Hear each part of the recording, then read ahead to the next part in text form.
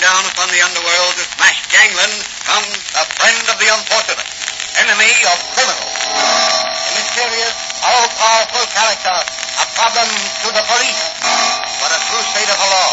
In reality, Dan Garrett, a rookie patrolman, loved by everyone but suspected by none of being the Blue Beetle. As the Blue Beetle, he hides behind the strange mask and a suit of impenetrable blue chain armor, flexible as silk but stronger than steel.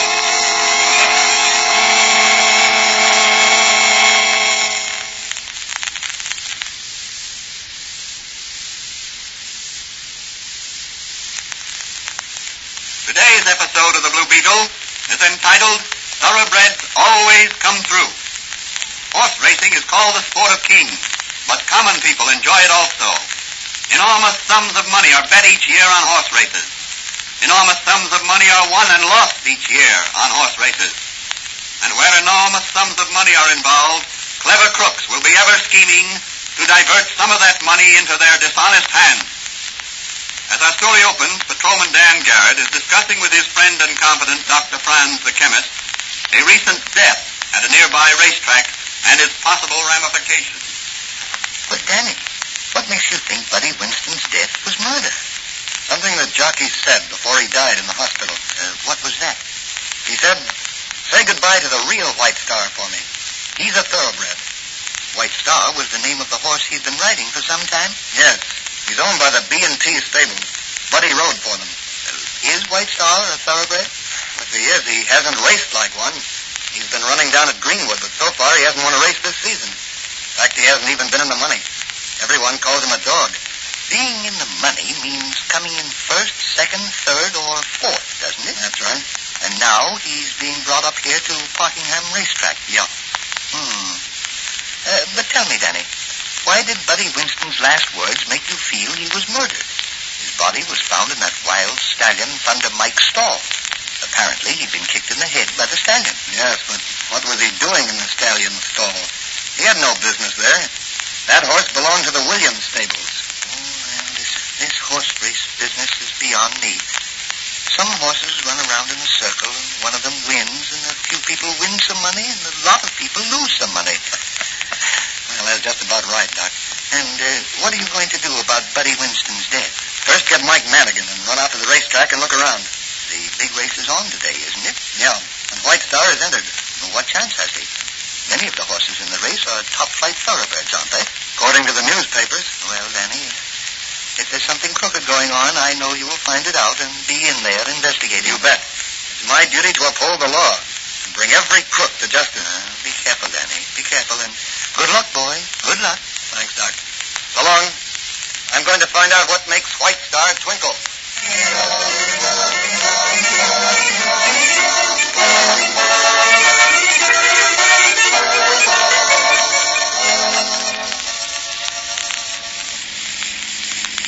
As I see it, Danny, Jockey Winston knew too much about something crooked in this horse racing business and was bumped off to keep his mouth shut. That's my theory, too. Well, what do you figure he knew? Oh, some crooked work in connection with White Star. What, that dog? Say, me boy, that horse couldn't run fast enough to keep his feet warm. That's what everybody thinks. But I've got a hunch he's booked to win this race today. Oh, don't make me laugh, Danny. He ain't been in the money this season, and against thoroughbreds like Sassafras and Blue Egret and San Simeon. He looked like he's running backwards. Just the same. I've got a hunch he'll win. Yes, but take my advice. Don't back that hunch with a real money bet. Don't worry, I don't play the races. I like to see horses run, but I don't bet on them. Well, here we are. You go get the tickets while I pass the car. Okay, Mike. Clubhouse tickets, left hand line for grandstand, keep moving. Have your money ready here. 2 for the grandstand, please. You don't need no tickets, officer. These man will pass you in. Oh, thanks, but I'm off duty. I prefer to buy tickets. Okay, $5 for 2. That's right. Hey, Danny, did you get the tickets? Yeah, here we are. Let's go this way. Hey, how about a cold drink, Danny? No thanks, Mike. I'm going to stroll around this paddock and see what gossip I can pick up. Okay, I'll hold a seat for you up in, section C. 4th row up. That'll be near the finish line. All right, Mike. I'll be back before the big race.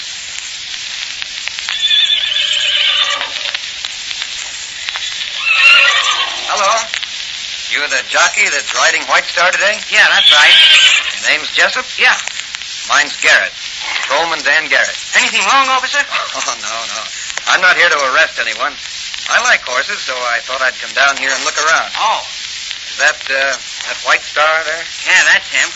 He's a beauty. Certainly is. Can he run? Like a streak. What's been holding him back? Well, I don't know. I ain't never ridden him in a race. Winston used to ride him. Oh, that's right. I suppose he gets his name from that white star on his forehead. Yep. Well, good luck today. Thanks, mister. Just a minute, officer. Yes? Are you here in the official capacity? Oh, no, just shaking hands with the horses. Well, don't be talking to my jockeys or fooling around with horses before a race. Are you the owner of White Star? I represent the owners. I see. Think he'll win today? Looking for a tip? Maybe. Well, don't put your money on White Star. No? Why, your jockey here thinks... Never mind what he thinks. He's paid to ride, not to think. I tell you to put your money on some other horse. White Star isn't ready yet. New track, new jockey. I see.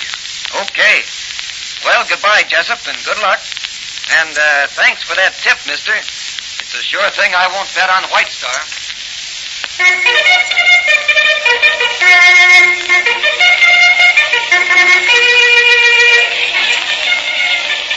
Well, there's Louis Gret, number 1. She's a nice-looking filly. No filly will win this race. Sassafras for my money. Yeah? What about White Star? That dog, don't make me laugh. San Simeon likes the distance. Anything can happen in a mile and an eighth. Yeah? I'm taking a long shot. $2.50 to 1 on White Star ain't peanuts. If you win. In an 8-horse race like this one, he ain't got a chance. He cuts up so much at the post, he may even be left. Look, they're at the post. Louis Gret sure looks good. San Simeon's nervous. Kilometer don't like the number 4 spot. White Star's pretty steady. Stands there like a thoroughbred.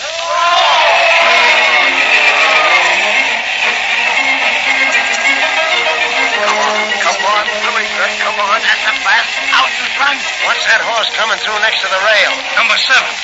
Rainy day. Boy, look at him come. San Simeon's dropping back. Where's my horse? Fast. Look, he's moving up. He's past San Simeon. He's almost neck and neck with Rainy Day. Sassafras first. Louis Gret second. Rainy Day third. White Star fourth at the corner. San Simeon's out of it. Look, White Star's passing Rainy Day. Well, what do you know about that? Yeah, he's moving up on Louis Gret. Yeah, Louis Gret can't stand the pace. I told you no filly would win this race. Come on, White Star. Come on, show him how. Well, I'll be... He's past Sassafras at the far turn. And he's in the lead. Boy, oh boy, $100 I win. The race ain't over yet. It is for you guys. Look at White Star coming down the stretch. Come on, White Star. Come on, baby. Kick dust in their faces. Come on, White Star, right up, baby. It's a walk away. Boy, oh boy. White Star wins by 7 straight.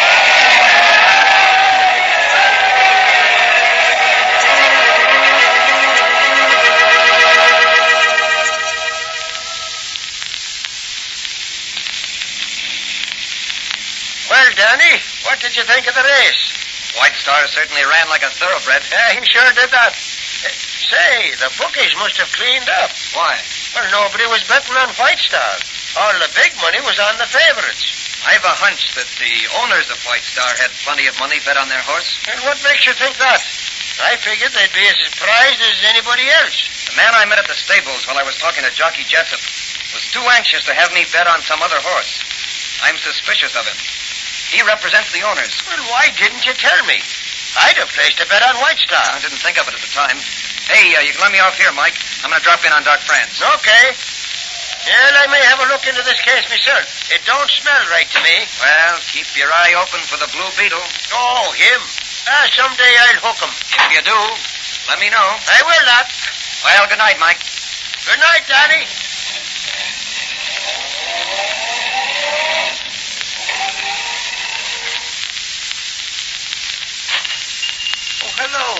Danny. And how were the races? Oh, great. Some fine horses running. I heard some of it over the radio. White Star was a great surprise. Yes, and I can't quite figure it out.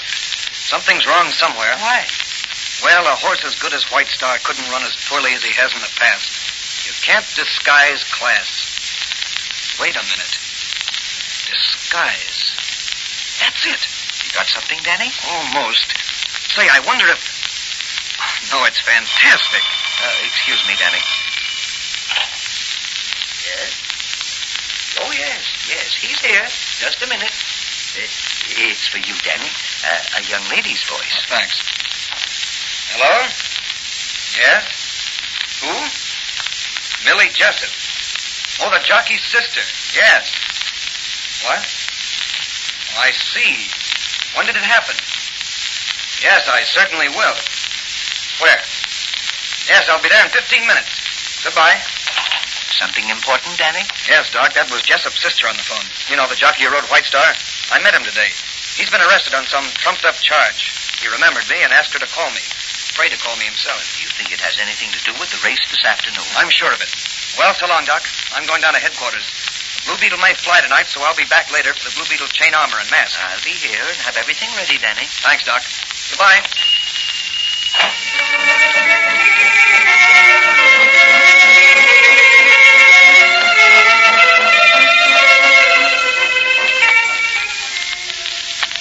Now, tell me all about it, Miss Jessup. Well, just after the race today, when Eddie, my brother, was changing his clothes, he overheard a conversation that led him to believe that White Star was going to be shipped to another track tonight. But White Star's supposed to race in the Alice Whiteman Memorial Stakes here next Saturday. That's right. So my brother went to Mr. Gottschalk, who represents the B&T stable, and asked him about what he overheard. What did Gottschalk say? He told Eddie his ears were too big. A little later, somebody went to the racetrack stewards and claimed that they'd been robbed of some diamond cufflinks. A search was made, and they were found in Eddie's locker. But I know he didn't do it, Mr. Garrett. I'm positive he did it. Eddie isn't that kind of a boy. Now, Miss Jessup, don't get excited. I'm sure this is a frame-up to get your brother out of the way for a while. He was afraid to talk to you himself, so he asked me to. Well, that was wise. There's crooked work going on somewhere, and I'm going to find out what it is. What are you going to do? Talk it over with someone who will clear up this racehorse mystery. And if it's a crooked racket, he'll smash it in quick order.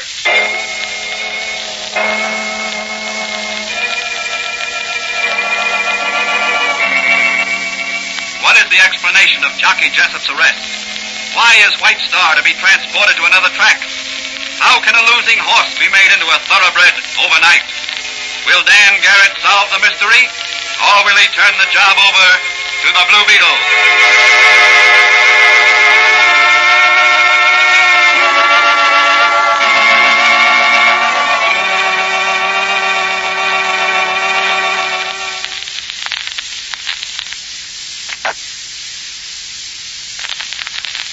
In another part of the city, interesting instructions are being given over the telephone. Oh, look, Spinelli. You're clever with the paintbrush. You've done a swell job on that horse, Sagebrush. You've kept him looking like the real White Star. Yeah, they were bred to have the same conformation. He may not be able to run like him, but he sure looks like him. What? Yeah, I know it was difficult.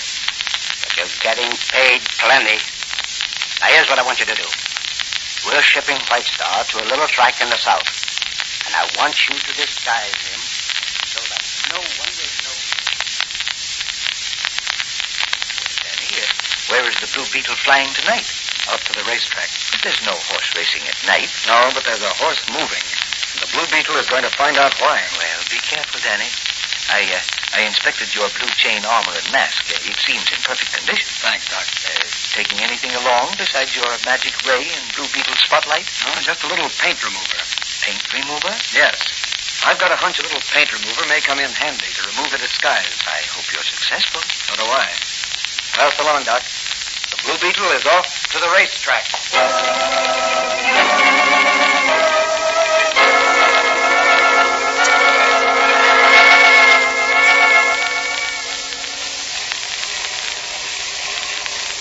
Hey, Mitch, pull a horse van in here and park. Okay.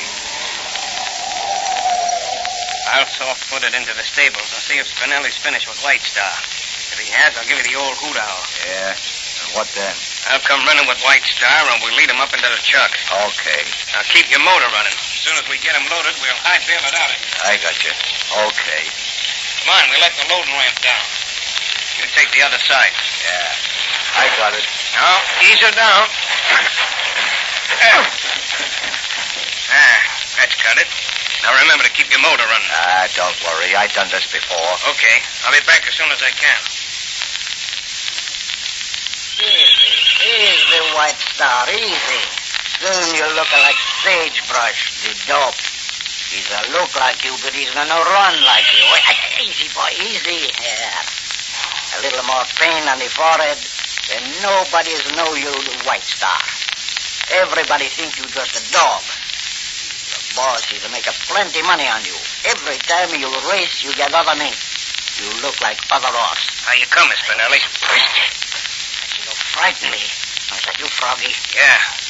I got the horse van down the road. Is White Star ready to go? Yes. How's he look? Move your lantern over this way. Say, that's a swell job. Nobody'd recognize him. You're an artist, Spinelli. Spinelli's a great artist. I am the... Douse the glim. Somebody's coming. Look on the wall. Yeah. A spotlight with a large... The Blue Beetle. Yes, the Blue Beetle. Beat it, masquerader, before I drill you. Go ahead and shoot. Draw every stable boy and guard in the place here. He's all right, Froggy. Okay. What do you want? I want to cut in on this racket, or I'll expose you. Oh, yeah? Well, I ain't the boss in this racket. You have to see gut show. All right. Reach for the roof, boys.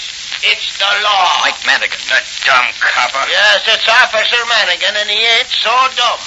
So, Blue Beetle, you want to chisel in on this racket, eh? You have sharp ears, Madigan. Listen, copper. If you're wise, you'll put up that gun and forget you ever saw us. The boss will pay plenty to keep this quiet. It's a gold mine. Oh, yeah? Well, I ain't prospecting for gold. I'm gunning for racketeers. Well, you ain't gonna get this one. That's for you, copper. And this is for you. Good work, Spinelli. Got the Blue Beetle with the lantern. Hey, look. Look, the lantern, she's broke. She's set fire to this straw. Hey, what's going on in there? Fire! Somebody turn in the alarm. Fire! All right. Here, Spinelli. Help me toss the Blue Beetle over to that stall. All right, go ahead. There. That'll be the end of Mr. Blue Beetle. He'll burn up with the stable, I hope. Hey, what's about these Officer Manigan, huh? Load him on your back and bring him out to the van. We'll drop him off a bridge somewhere. Oh, he's very heavy. Okay, I'll take him. You lead White Star out. Mitch is waiting down the road with the motor running. Come on, make it snappy. Well, here we go.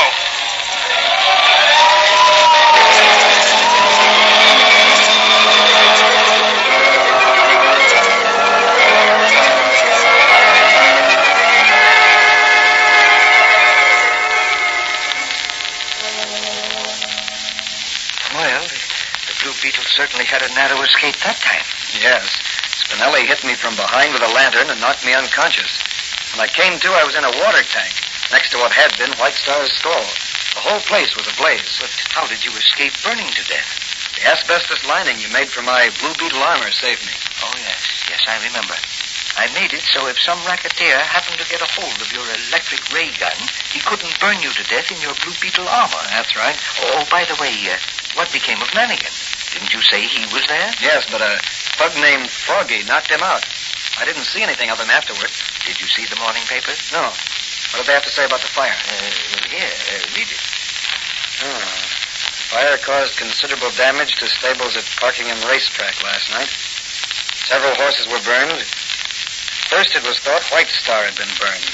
But later, the sensational stakes winner was found in one of the stables, not touched by the fire. He is booked to run in the Alice Whiteman Memorial Stakes on Saturday. Say, something's rotten somewhere. Why, what do you mean? The White Star was in the part of the stables that burned last night, but he was disguised by a coat of paint. I caught one of the crooks at work. It says there in the paper. No, but if those crooks can disguise one horse, they can disguise another. Well, what are you going to do? Run out and have a look at this White Star. Just a minute, Danny. I'll see who's out front in the store. Oh, hello, Doc. Is Danny here? Yes, he's in the back. My, there might be quite a cut on your chin. Yeah, sure. A horse kicked me last night. Hello, Mike. What's this about a horse kicking you? Oh, hello, Danny. Yes. You see, I was investigating this White Star case, and I got kicked by a horse. Oh, that's too bad. Say, but you're just in time. I'm going out to the track myself. Why don't you come along? Maybe you can find the horse that kicked you and arrest him. That's a good idea. Come on, now, let's go. I got the car outside. Goodbye, Doc. If I find out what I expect to find, the Blue Beetle will fly again tonight. Danny, would you like to try out the portable television set? It's ready for a test. Oh, that's great. I'll pick it up when I come back for my Blue Beetle chain armor and mask. Well, goodbye. Goodbye and good luck.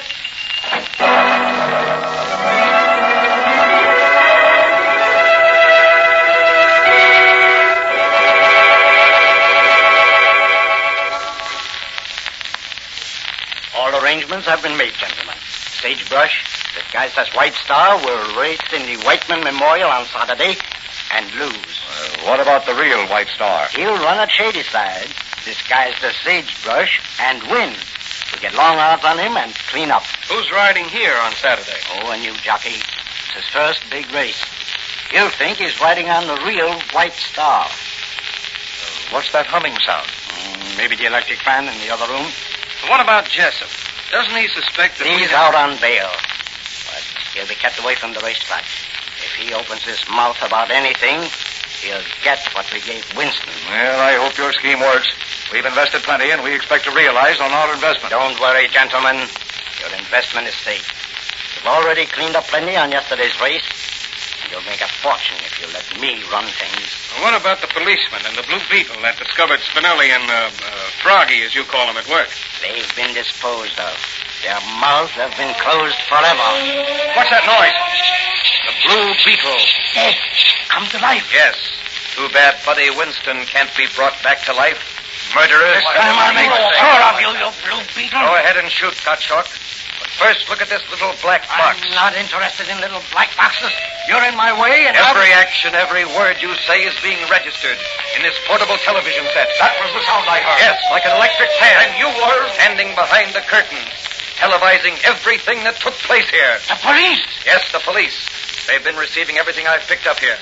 The case is complete, gentlemen, with every television set owner in the city as added witnesses. The Blue Beetle was in with these crooks, eh? Put the bracelets on them, boys. And to make doubly sure of the Blue Beetle, I'll handcuff him, Mike. Sorry to hurt you, Manigan, but the Blue Beetle has to keep his hands free. Goodbye, gentlemen. It'll be a long time before you see another horse race.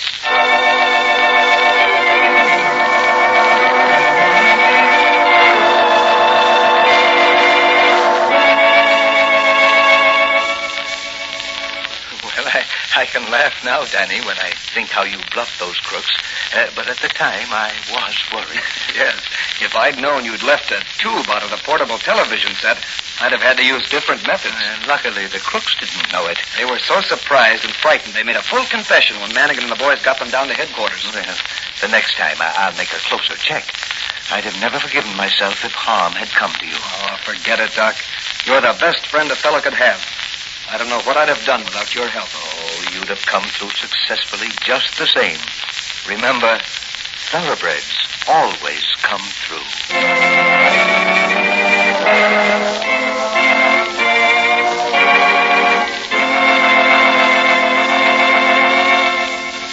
And so another crooked racket was smashed by the Blue Beetle. What new assignments will the Blue Beetle set for himself in his crusade against crime? This question will be answered in the next episode of The Blue Beetle.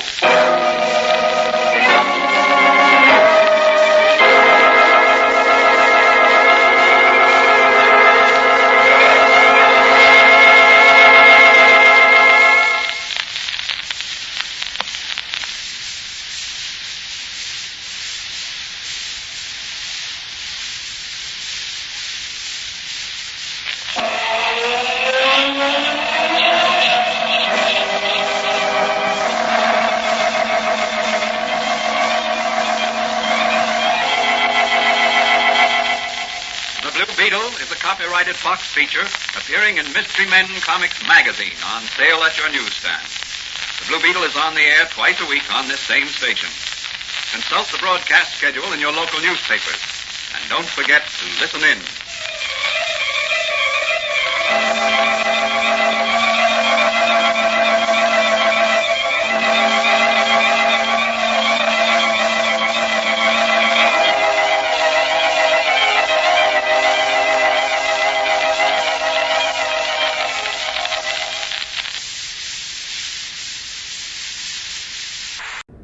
Alright, that's the end of our first episode. We'll get to the second part in 5 minutes. Until then, do whatever you want for the next 5 minutes. Unless it's illegal, then don't do it. Blue Beetle will find you.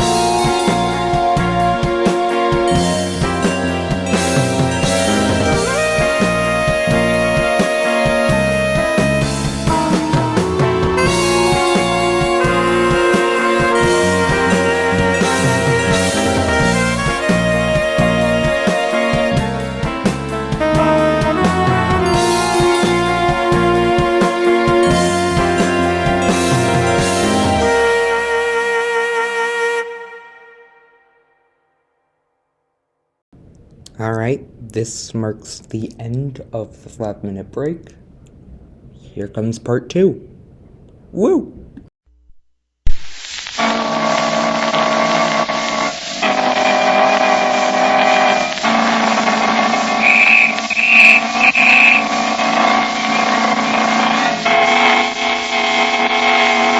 The Blue Beetle.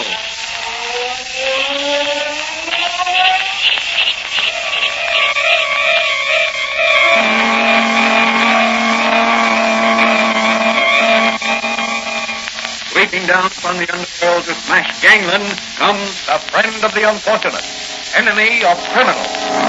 A mysterious, all-powerful character, a problem to the police. But a crusader for law. In reality, Dan Garrett, a rookie patrolman, loved by everyone but suspected by none of being the Blue Beetle. As the Blue Beetle, he hides behind a strange mask and a suit of impenetrable blue chain armor, flexible as silk but stronger than steel.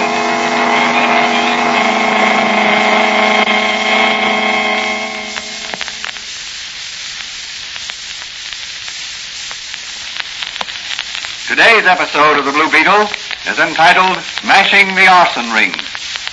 Numerous fires of suspicious nature have stirred the civil authorities to a point where a concerted drive is underway to discover who and what is back of this unprecedented wave of mysterious conflagrations. Has the city's fire inspection department become obsolete? Is the increase of destructive fires in abandoned factories and old law tenements due to coincidence? Or is an organized campaign of wholesale arson being engineered by a mastermind? As our story opens, Patrolman Dan Garrett, who in secret is really the Blue Beetle, discusses the situation with his friend and confidant, Dr. Franz, the chemist. And Danny, do you really believe that there's a ring of professional arsonists who are setting these fires? I'm positive. You know, we've had a long dry spell. There's such a thing as spontaneous combustion. I know that. Then on what do you base your suspicions? The fact that in each case the burned building had been vacant for a long time, or had been operating on a losing basis and was heavily insured. Like those old tenements on River Street. But surely the owners would be taking a terrible risk of discovery if they set them on fire. Not if they hired professional arsonists. They're pretty clever, you know. Yes, but look at the property loss. And in some cases, loss of life. The property losses in each case I've found are all covered by fire insurance. The loss of life, such as in that last tenement fire, is another thing. That's equivalent to wholesale murder. You're right, Danny. And if someone deliberately set those fires, that person should pay the extreme penalty. They will. If I can get the evidence I need to convict them. Well, what do you intend doing? I'm asking the chief to put me on special duty to investigate these mysterious fires. With Officer Manigan? Yes, if Mike wants to work on them with me. Well, he will, all right. He likes excitement as much as you do. I know. I can't stand inactivity as long as there are criminals to run down. I'll only be happy when I'm on their trail. Well, I do hope you'll always be as successful in the future as you have been in the past. Oh, there go the fire engines. That's my exit cue. So long, Doc. From now on, Dan Garrett, the smoke eater.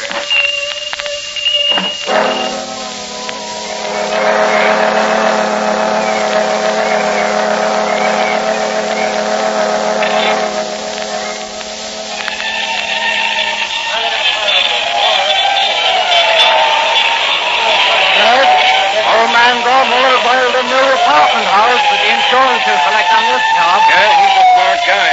These houses aren't worth a powder to blow them up. Look, there's a girl up there. That's just for a window. Yeah, she's going to jump. She'll be killed if she does. Hey, don't jump. Look, there's the cop warning her not to jump. Yeah. Now he's going right into the building. Yeah. And there's another cop going right after him. Why, they'll be burned to a crisp in that inferno. Boy, look at the flames pouring out of that window underneath. Yeah. Looks like curtains for them babies. Not yet. Look. The firemen just got a hose up that ladder. They're pouring a stream of water into the windows. Too late, I'll bet.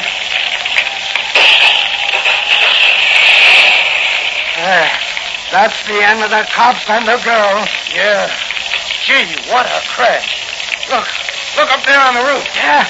It's the two cops and the girl. Oh, what do you know about that? They went up instead of down. Just in time, too. Firemen are slanting a ladder over to them from the hook and ladder truck. Yeah, but it won't reach. It's too short. Well, why don't they jump across to the next roof? It's too far. 20-foot gap. They'd never make it. The firemen could stretch a net so if They can't get near enough to the building. That fire's too hot. See it pour out of those lower windows. I guess they're trapped. No, look. Yeah. One cop's hanging to the edge of the roof by his hands. Now the other one's crawling over him. What are they going to do? The second cop's hanging from the first cop's feet. Look, he can almost reach the ladder. Look, there's a fireman going up the ladder. Say, the girl's climbing down over the two cops hanging there. Look out! See, she almost lost hold. The fireman's got her. She's safe. She's safe. Yeah, but say, looks like she fainted. Well, how them two cops gonna get down? I don't know. They're still hanging up there. Firemen are backing the hook and ladder truck a bit. Now the end of the ladder is right under him. Watch him. There he goes. He dropped. He made it! He made it! Now there's only the cop hanging to the roof. He can't make it, though. Who is he? Looks like Patrolman Dan Garrett. The other cop was Manigan, his pal. And that's Garrett, all right. Yeah. But how's he going to get out of this jam? Well, look. The fire's licking up to him now. He's trying to climb back onto the roof. There he goes. He made it. How's he going to get down from there? Search me. Boy, I wouldn't like to be in his place. Hey, he's disappeared. No, he ain't. There he is. He's got a long pole. What's he going to do? Pole walled across to the other roof. Gosh, I hope he makes it. There he goes. He made it. Oh, boy. He ought to get a medal for this day's work.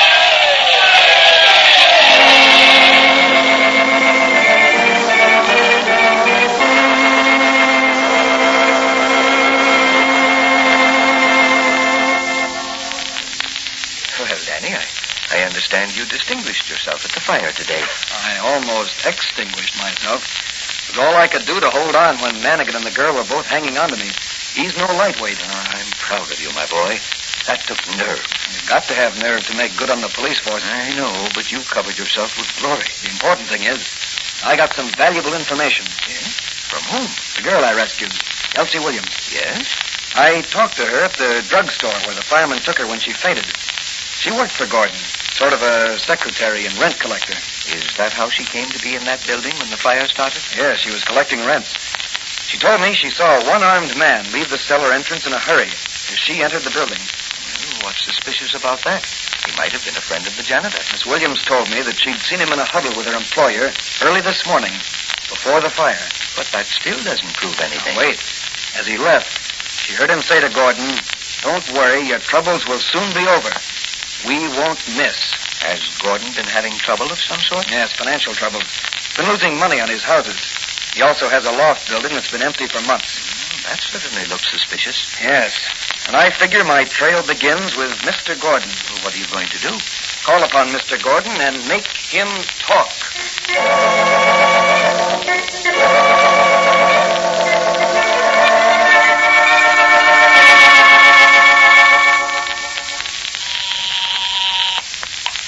Yes? Patrolman Dan Garrett to see you. Now, what's he want? I'm busy. He says it's very important to you.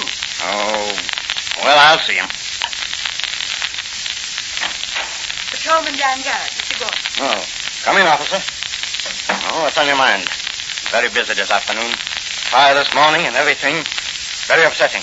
Heavy financial loss. To you or to the insurance company? What's that? I asked you to whom the fire was a heavy financial loss. To you or the insurance company? Now, look here.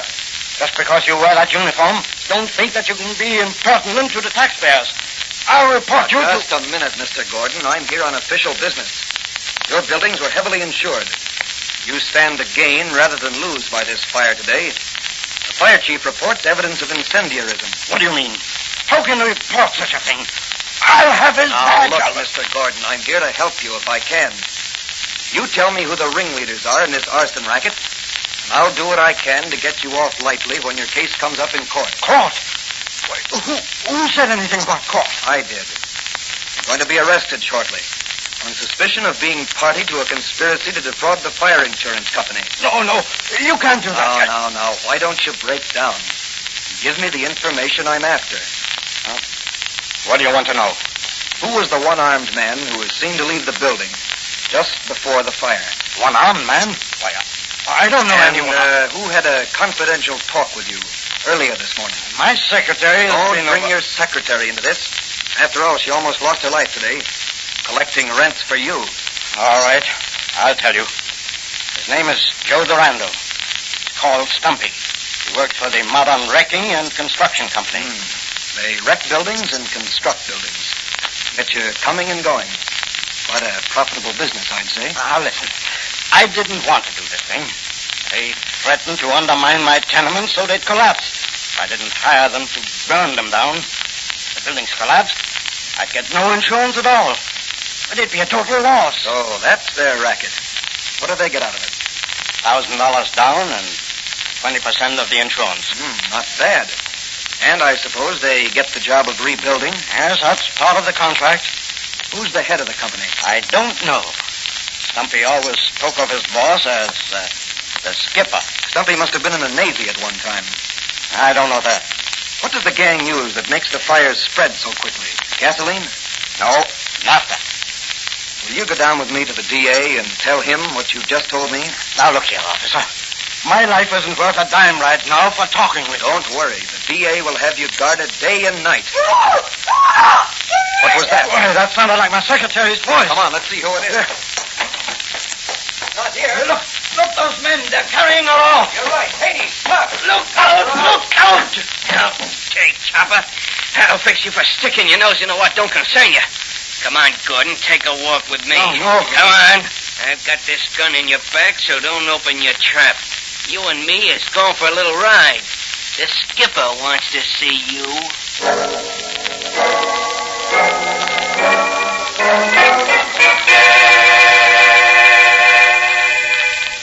Later that evening, high up in one of the city's skyscrapers, Stumpy is reporting to his skipper. You see, it was like this, Skipper. Yes? I seen the copper go into Gordon's office. And I figured maybe Gordon's secretary has spilled the beans to Garrett after he rescued her. So I called some of the boys. Then when the copper stayed in with Gordon so long, well, I figured the heat was being turned on. So I decided to pick up Gordon as well as the girl. You took a terrible risk by kidnapping them in broad daylight. Well, what else could I do, Skipper? The heat was on. Where are they now? I got them tied up on one of your barges down at the end of River Street. You bring them out to my yacht about midnight. We'll see how much they've spilled to the police. Okay, Skipper. And keep away from waterfront saloons. If you get drunk tonight, you're all through. Sure, Skipper. You can trust me. I won't take not even one drink. You'd better not if you know what's good for you. I've got a couple of jobs for you tomorrow, and I want you sober. And you can trust me, Skipper. I know where my bread and butter comes from. All right. Remember that. If you want to be able to continue eating bread and butter.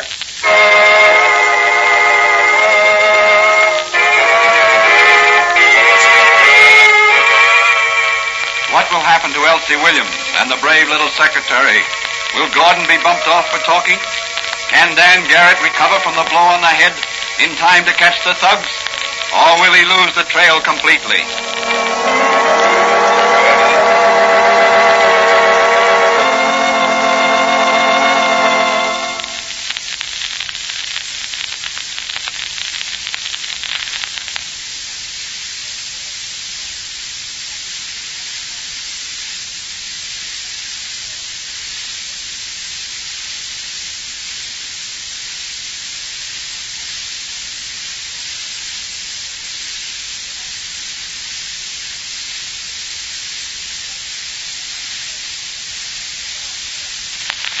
Meanwhile, at Dr. Franz's little apothecary shop, Patrolman Dan Garrett is talking with Dr. Franz while donning his Blue Beetle chain armor and mask.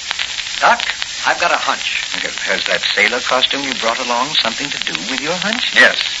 I'm going to put it on over my Blue Beetle costume. Well, what's the idea? Well, I'm convinced that the Arson trail leads down to the waterfront. That's an interesting thought. A fire trail leading to water. Yes, but nevertheless, that's the way I see it. Well, what gives you the idea the trail leads in that direction? Stumpy's reference to his boss as skipper, which may mean that Stumpy's been a sailor, or that the head of the arson ring may have headquarters on a ship of some kind. I see. Also, I learned from Gordon today that naphtha is being used to saturate the buildings before setting them afire.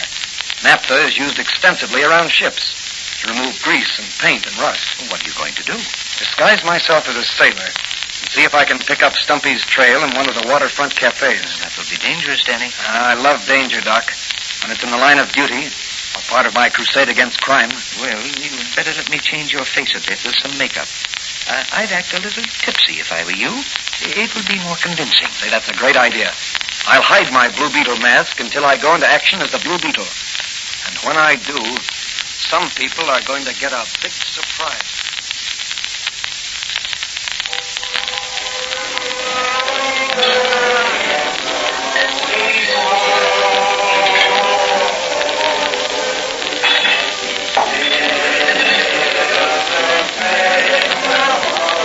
What's the matter, sailor? Lost his sweetheart? Looking for my friend Stumpy. Lost my pal Stumpy. You know Stumpy? Sure, I know Stumpy. Gotta find Stumpy. What do you want with him? He's gotta give me a job. He's my pal. Said if I ever wanted a job ashore, he'd steer me into a good job. Well, I ain't seen him. Maybe you could find him down at the end of River Street. End of River Street? What's Stumpy doing down there? Sometimes he sleeps on one of the modern wrecking and construction company's barges. Oh, that's swell. Promised me a job, he did. I'll go find him and buy him a drink. Oh, Stumpy! Stumpy! Stumpy!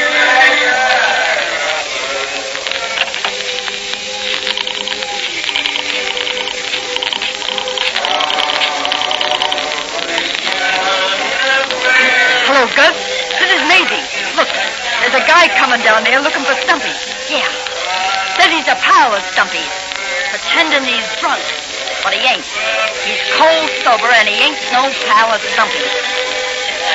Okay, goodbye.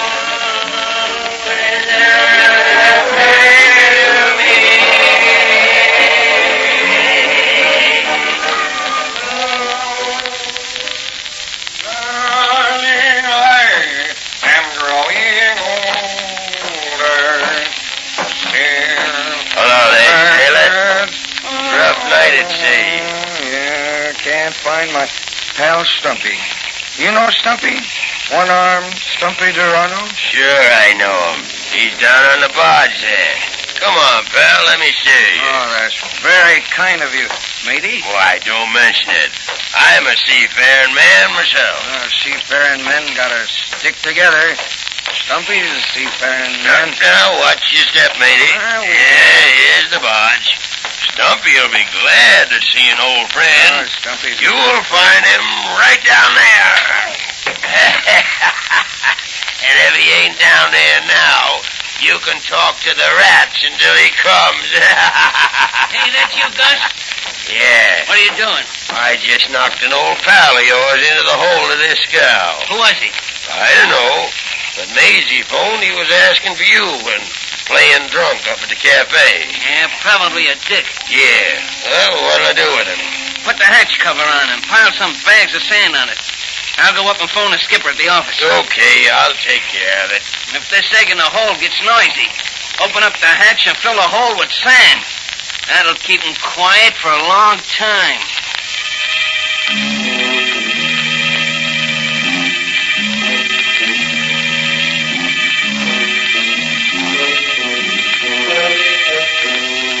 What will happen to the Blue Beetle now? Can he escape from the rat-infested tomb? Or will he be smothered to death by sand? In the meantime, several telephones are busy. Yes, Mr. Mayor. Yes, you're right. Something should be done about these costly fires. What? Yes, sir. Yes, indeed. I'll be glad to serve on the Citizens Committee. Thanks. Anything for the good of the city. Oh, by the way, Mr. Mayor, I'd like to have you and your wife spend the weekend on my yacht sometime. Oh, no, not at all. It'll be a pleasure. Yes, all right. Well, just let me know when. Goodbye. Stumpy on the other phone, sir. Hello? Yes? What? That sounds suspicious. It may be that Patrolman Dan Garrett playing detective. What? Yeah, it's a good idea, Stumpy. Tell Gus to open up the sand elevator and fill the hole.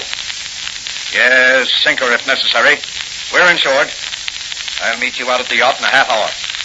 Bring Gordon and the girl. If we find out that they've squealed, you'll know what to do. Goodbye.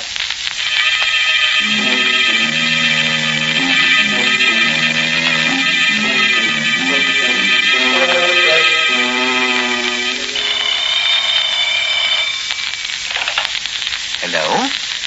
Dr. Franz speaking. Hello, Doc. Can you hear me? Yes, Danny, yes. I'm talking through my portable wireless telephone. Well, where are you? In the hold of a sand barge at the foot of River Street. Are you in danger? Not yet. Well, what happened? Someone knocked me into the hold, and now they're filling the barge with sand. But, Danny, you'll be buried alive. Now, look, Doc. Telephone the police to come at once to the Modern Wrecking and Construction Company's warehouse. I'm in the barge, tied up to the pier. Hurry, Doc. Hurry.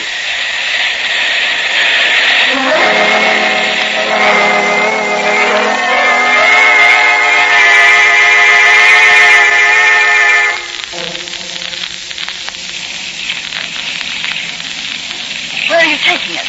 Out to the skipper's yacht. Who's the skipper? Don't you wish you knew and could tell somebody? I know who you are and what you do. Yeah, but it ain't gonna do you no good. You'll never tell. What do you mean? The skipper ain't taking no chances on you or your boss there squealing. Hey, Gordon, you awake? He's awake. You'll never get away with this. Patrolman Dan Garrett is on your trail. So you did squeal. That's who the guy was that Gus knocked into the hold of the sand barge. Well, he'll never tell nobody nothing. He's buried alive by this time. Well, that must be the skipper now, on his way out to the yacht. We'll both make it about the same... Yeah. Or maybe it's someone... Pipe down or I'll slap you overboard. I should have left a gag in your mouth. That's what a guy gets for being soft-hearted. Okay, Skipper? Yeah. That you, Stumpy? Yeah. Keep that girl quiet. Follow me to the yacht. Okay, Skipper. Now, just for yelling, I'm going to gag you up again. No! That'll hold you.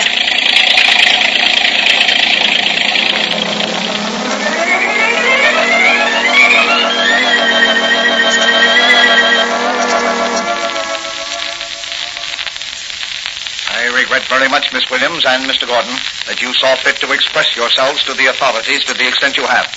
In my business, long tongues mean short lives. What are you going to do with it? My lawyers... Your lawyers will assist in settling your estate, Mr. Gordon. Only your heirs will benefit by your long tongue. No, you can't mean that... That's my meaning very quickly, Mr. Gordon. We're all going for a little sea voyage, but you and Miss Williams aren't coming back. The Blue Beetle! Yes, the Blue Beetle. Stumpy! Drop that gun, Stumpy. You might injure the young lady. Why, you... Stumpy! On your whole crew, you murderous arsonist. It won't save you. Your racket is smashed. Your cloak of respectability will no longer shield you. Listen, you guys in the doorway. Don't let this guy bluff you. Grab him. Don't move, any of you, or I'll blast you with my ray gun. The police will never take me alive. Stop him. Stop the skipper. He's going to jump overboard. I'll set by fire, and I'll die by water.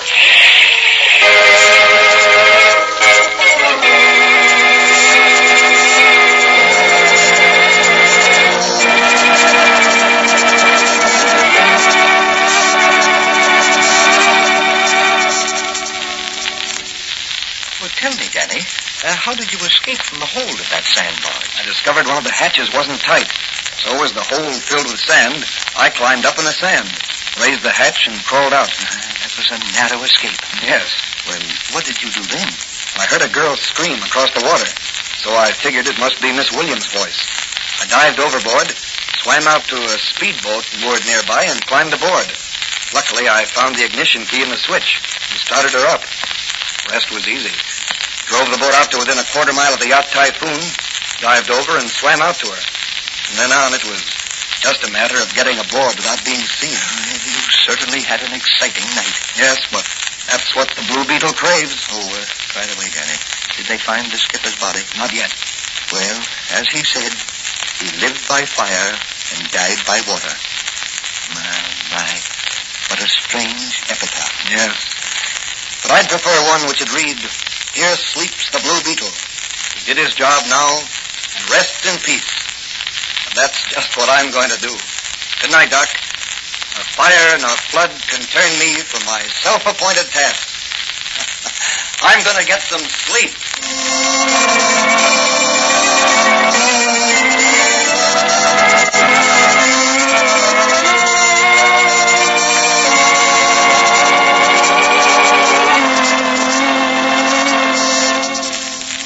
And so the Blue Beetle smashed another crooked racket and chalked up another victory for his crusade against crime. Further adventures of Patrolman Dan Garrett will be presented in the next episode of the Blue Beetle.